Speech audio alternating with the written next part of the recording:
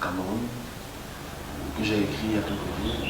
J'ai hésité à m'écrire parce que je ne voulais pas trop écrire cette temps-ci, j'ai évité un peu d'écrire. C'est sur les cathédrales du Yaoundé qui augmentent la surveillance autour. Les cathédrales du Yaoundé. Il y a une cathédrale qui va être frappée aux alentours, mais je sais que tous les autres cathédrales quand même puissent être. Parce que la question est, quand je parlais en mai, peut-être, quand je rappelais en mai, par rapport aux bombes, je vois des endroits où il y a été frappé encore. Je pense que Douala a été frappé il y a quelques jours, Yaoundé a été frappé avec des petites bombes à gauche à droite. Nous sommes à une période très sensible du Cameroun, où je ne vais pas entrer dans certains détails. Ça ne m'intéresse pas parce que je pense que tout ce qu'on doit faire, c'est faire le travail, faire la vigilance, estimer les choses avant qu'elles n'arrivent. Donc je passe le message aux services secrets, aux services de sécurité, vu qu'ils sont tous catholiques, c'est dans ce point-là interne aussi, qu'ils puissent vraiment protéger tout ce qui est diocèse, tout ce qui est cathédrale. Parce qu'il y aura un triste événement dans les alentours ou à l'intérieur. C'est les gens qui planifient ça. Voilà le petit message. Après les actes de profanation perpétrés au sanctuaire marial de Simalène, le choc reste vif. De l'avis de certains observateurs, cette destruction des icônes religieuses n'a rien de banal. Le saccage de ce lieu saint va au-delà du simple vandalisme pour tenter de comprendre le décryptage des événements et que risquent les auteurs de cette profanation, Joël Diom III et Raoul Ngofo.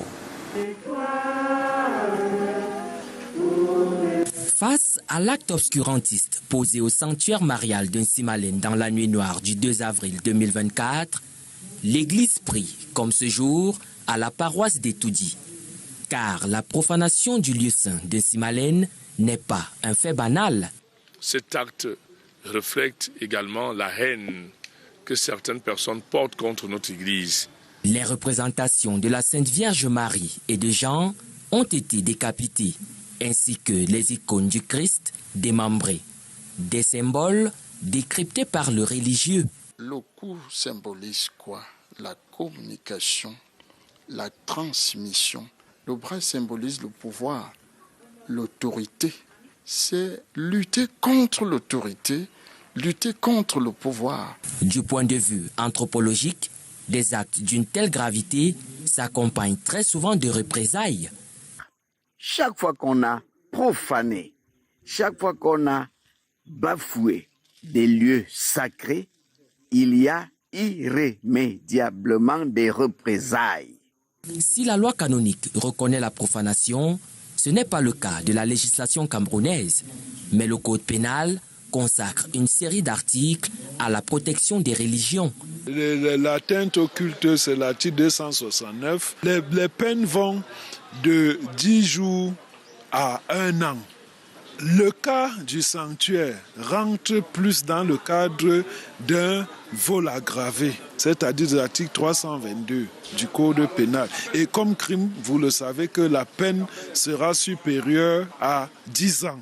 Jusqu'ici, l'Église catholique romaine n'avait connu pareille profanation sur un lieu saint au Cameroun.